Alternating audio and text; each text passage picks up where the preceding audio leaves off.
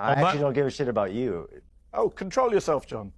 And you've come back and done exactly what they wanted to do. You've done their propaganda for them. Journalists have not been allowed freely into Gaza. That's why every major media organization on planet Earth has said to the Israeli government, you must allow journalists in. The Palestinian journalists who are there have been killed in record numbers. Of course, Piers, you're right. They want to hide what they're doing. That's why they're killing the journalists there and blocking the journalists from coming in. This idea that he's been on the ground. Yeah, I did interview a doctor, a British plastic surgeon, Dr. Tom Patoka. And by the way, he wasn't in the European hospital because the hospital got bombed by Israel. So he was in another hospital. And he talked to me about how he has to treat patients who have maggots in their wounds. He has to treat patients without limbs. He has to treat children. I've interviewed multiple doctors on the ground in Gaza, actually in Gaza, not hanging around with Israeli military. And they've all said the same thing. American doctors, British doctors, Canadian doctors. They've all talked about how many kids they saw with sniper bullets to the head and chest. Israel does intentionally kill civilians. That's why Benjamin Netanyahu and Yoav Gallant were indicted at the International Criminal Court for precisely those charges, for willful killing of Palestinians, for murder and persecution. That's why they've been indicted. That's why every human rights group in the world says war crimes are being committed.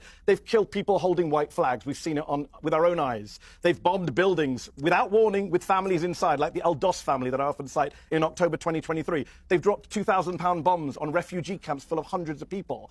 They have killed 7 aid workers in a clearly marked World Central Kitchen aid convoy. They've bombed World Food Programme convoys, leading to Cindy McCain, the wife of the most pro-Israeli senator of my lifetime, to come out and condemn Israel for attacking aid workers. John wants you to ignore Cindy McCain and British and American doctors and human rights groups and your own lying eyes watching people with white flags being gunned down. He wants you to believe him and his Israeli military minders. And by the way, I have a longer memory than maybe some people in this country. After 9/11, I got asked the same question. Well, what should we do if we don't bomb Afghanistan? What should we do if we don't go after bin Laden, etc.? How did that work out? 23 years later, your pal Donald Trump is taking pictures with the former leader of Al-Qaeda, who's still on a globally designated terrorist wanted list, right? That's where we came. The war on terror was a complete failure. And some of us who saw that, and by the way, Joe Biden even said this in one of his more coherent moments, he said Israel should learn from our lessons. Israel did not learn from the US lessons. And actually, even if you forget about all the innocent Palestinians they killed, even if you don't give a shit about the people of Gaza, even if you only care about the people of Israel, Israel's not any safer today. Israel is not winning this war. John said on Times Radio a year ago, I went back and checked, March of last year, John said, we're very close to winning. Israel's close to victory.